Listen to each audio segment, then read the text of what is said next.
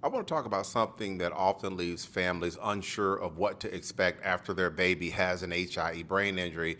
And this is the question: why do different lawyers sometimes look at the same set of facts and they will reach different conclusions with things? I hear this a lot because I've had some parents that will come to me after they have had a lawyer that has declined their case. And at other times, I know that a lawyer has taken a case that I have ultimately decided not to pursue. And that can feel unsettling if you're a parent because you're trying to understand, what does all of this mean for your child? So here's the thing that I first want you to understand.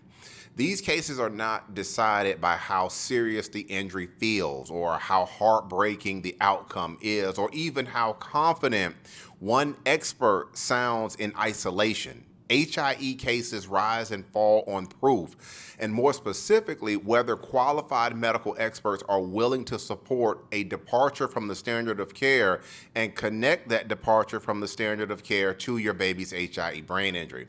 And that's why you could have two lawyers that look at the same medical records and still come to different decisions with these cases.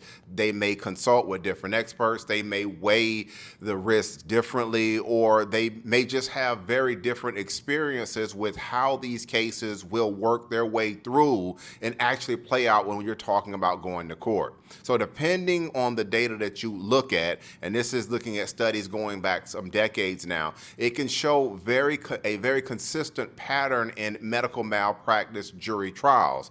When the evidence of negligence is weak, juries will side with the doctor something like 80 to 90% of the time.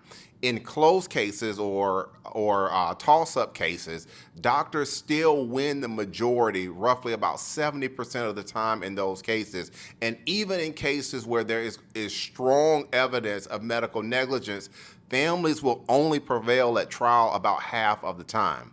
And one reason for that is that juries take the burden of proof very seriously. And when experts on both sides appear to be credible for juries, these juries will often give doctors and nurses the benefit of the doubt. And that is really what makes these cases so difficult to win, even when the facts seem strong. And that's exactly why medical malpractice lawyers have to be extremely careful about the cases that they take. Expert support is critical in HIE cases.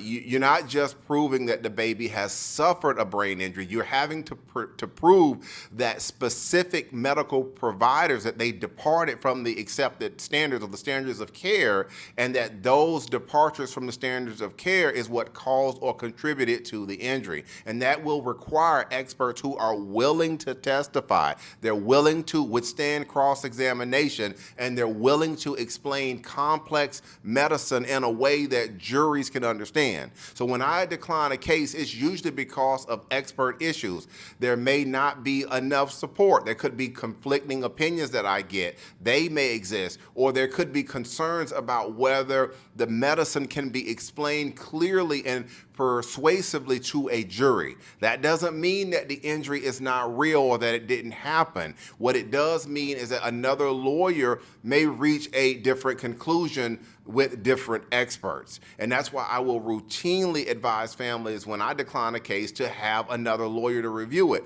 I'm not the end all be all with this. My assessment is not going to be everything. And at the end of the day, these cases demand a level of proof that is hard, it's expensive, and it's emotionally heavy. That reality that explains why lawyers can disagree and why cases have to be screened so carefully, why expert support matters so much in HIE litigation.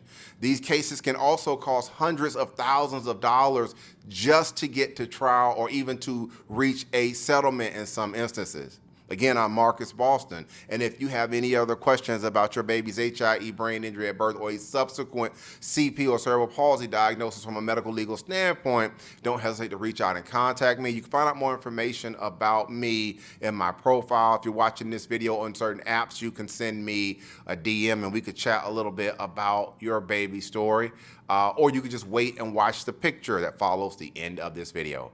All right, that's going to be it for today's quick educational video. Have a good day, everybody.